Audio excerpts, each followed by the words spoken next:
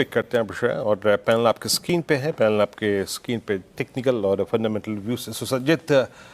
बात करते हैं पहले मानस जी से। मानस जी, गुड आफ्टरनून। आपका ट्रेड इस वक्त का? Good afternoon Virendra ji. तो देखिए, केईआई इंडस्ट्रीज में खरीदारी करने की राय रहेगी। यहाँ पर एक फ्लैग पैटर्न का ब्रेकआउट देखने को मिला है। तो करंट लेवल्स पे केईआई में खरीदारी करनी है। 4100 का 4100 रुपए के स्टॉप लॉस से आप खरीदारी कर सकते हैं। ऊपर की तरफ 4375 तक के टारगेट पॉसिबल है केईआई में।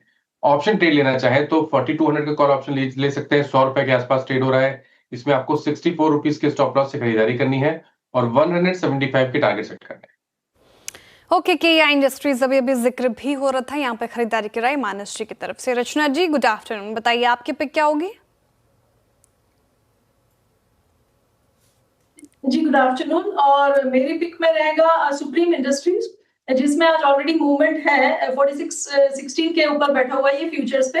हम यहाँ पे ऐसे लगाएंगे 4580 पे, और मेरे हिसाब से थोड़ी और यहाँ पे स्पेस है जहां तक वो जा सकता है, which will be a level of 4700।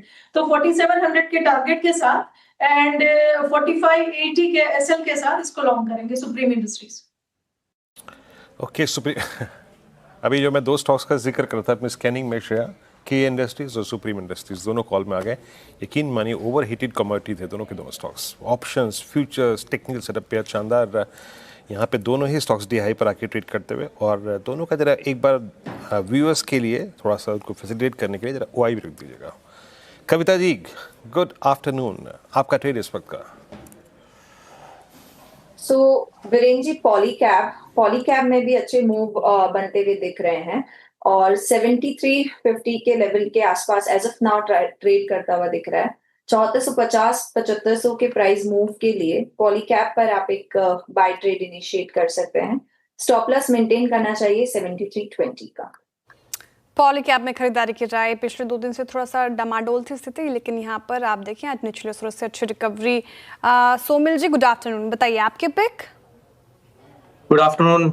मेरी पिक सुप्रीम इंडस्ट्रीज थी, लेकिन मैंने अब चेंज करके डीएलएफ कर दिया है।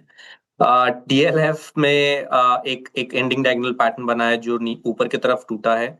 200 डेली मूविंग एवरेज की ऊपर इस समय चल रहा है। Very good setup. Stop loss होगा 4470, सॉरी 764 का स्टॉप लॉस होगा और टारगेट होगा 820 का। ओके, डीएलएफ लग रहा है आज पूरा का पूरा जो पैनल है ना, वो रियल एस्टेट पे और घर के अंदर लगा जो सामान है उसी को खरीदने में मशरूफ है। Amit ji, good afternoon. आपकी कॉल क्या रहेगी?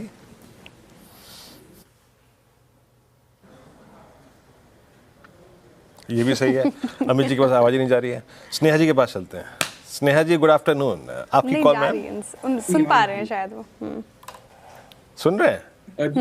अच्छा, श्रेया के पास चला गया अमित जी का फोन है। नहीं, एक्सप्रेशंस नोट किया ना मैंने अमित जी के, आपकी कमेंट्री के बाद, तो मुझे लगा कि सुन पा रहे हैं वो। नहीं, अमित जी, अगर आपको मेरी एनीवे कोई बात नहीं सर, आप बताइए अपनी कॉल क्या है आपकी?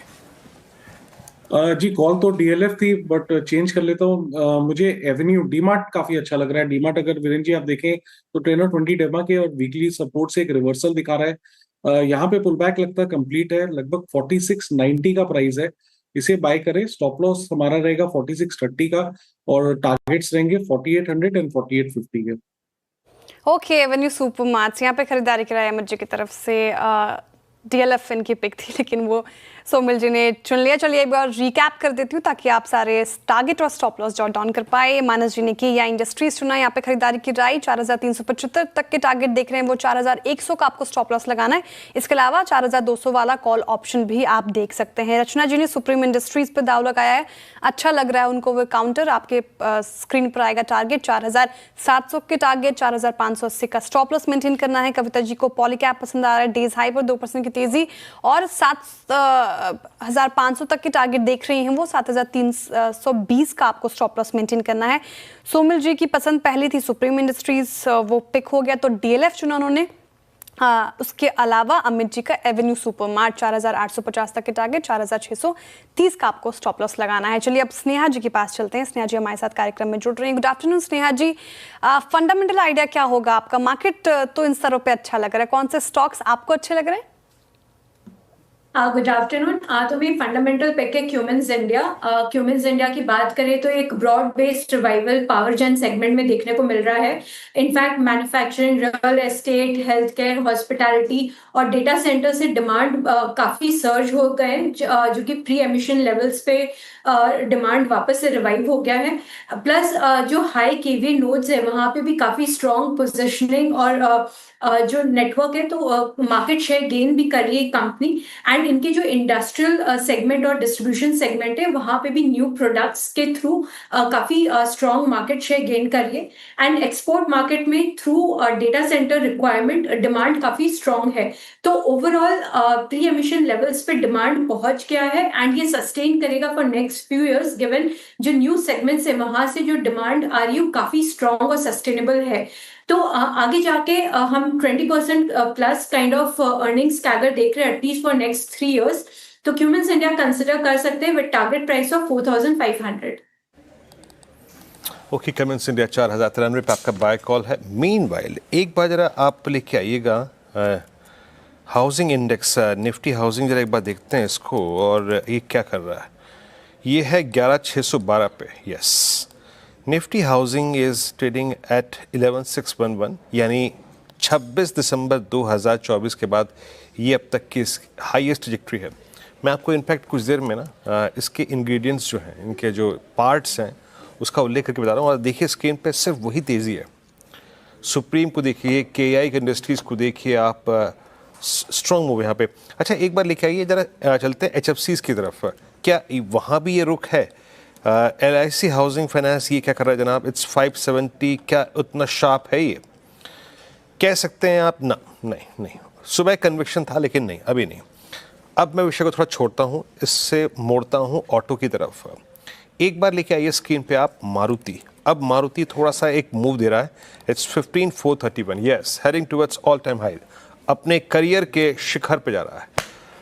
अमित जी, एक बार फिर से आपके पास आऊँगा। अभी मारुति को ट्रेड करना चाहिए क्या आप शॉर्ट टर्म प्रोस्पेक्टिव से, क्योंकि बहुत ओवरबॉट है? मेरे को पूछते हुए एक चार्ट सी हो रही है, आपका सेंस क्या कहता है?